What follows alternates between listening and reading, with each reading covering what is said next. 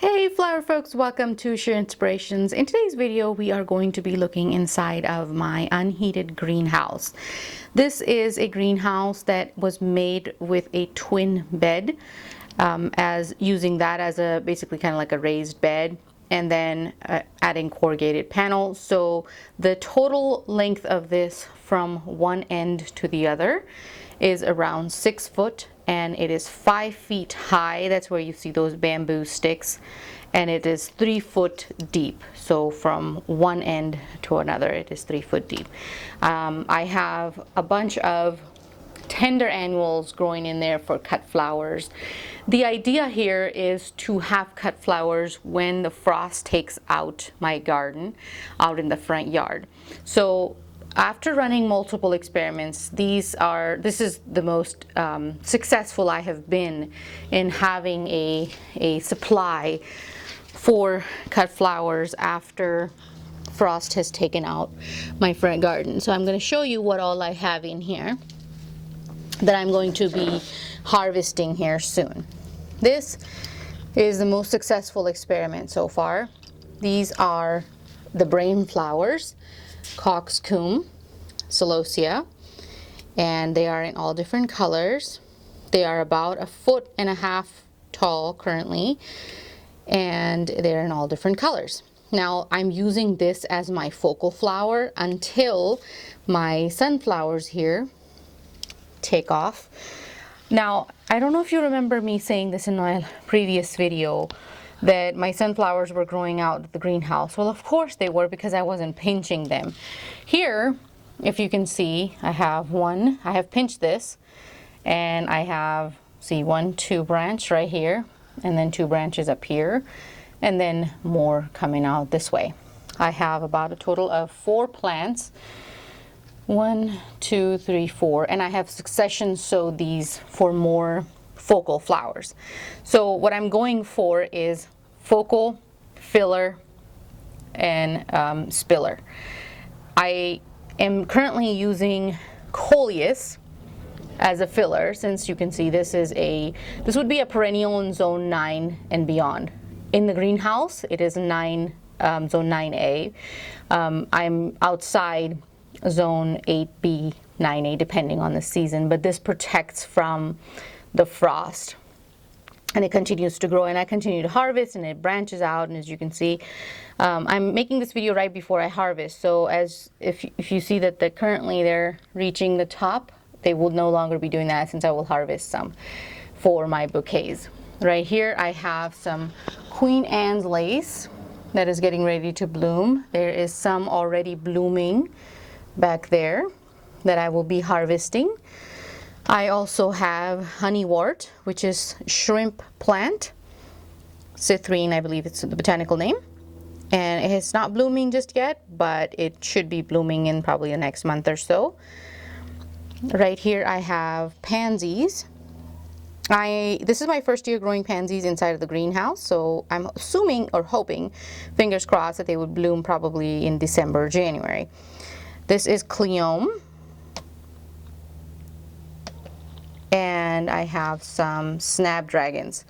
Now, something that I ran an experiment with, I was trying to grow zinnias and cosmos in here, and I found that they got diseased very easily. Then I tried to grow cool flowers like snapdragons and cleome and pansies, and the snapdragon experiment was very well last year, so I did it one more time, except I hadn't done cleome last year, so I'm doing that this year.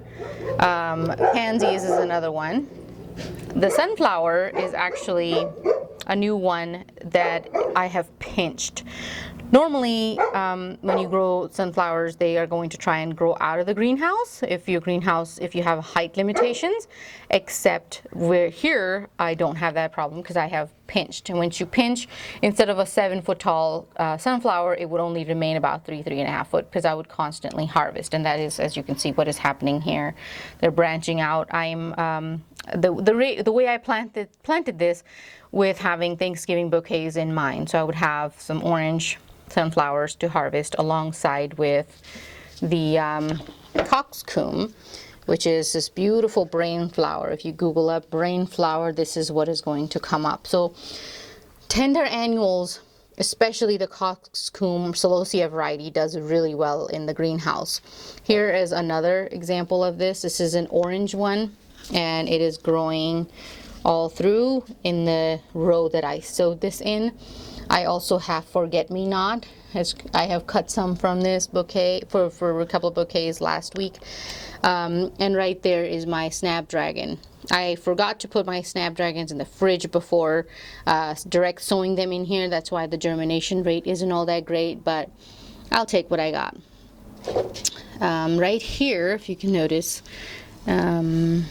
these little guys, it's hard to see right there, these little guys right here are all elephant nose. This plant is notorious for being somewhat invasive. I want to grow it because of how quickly it grows. From seed to flower goes in 3 months. So I'm wanting it for bouquets, and if I'm successful in all of these experiments, next year I will continue on with my brain flowers and different kinds of solosias and sunflowers, coleus and Queen Anne's lace, and I have 3 or 4 bouquets to have in the house.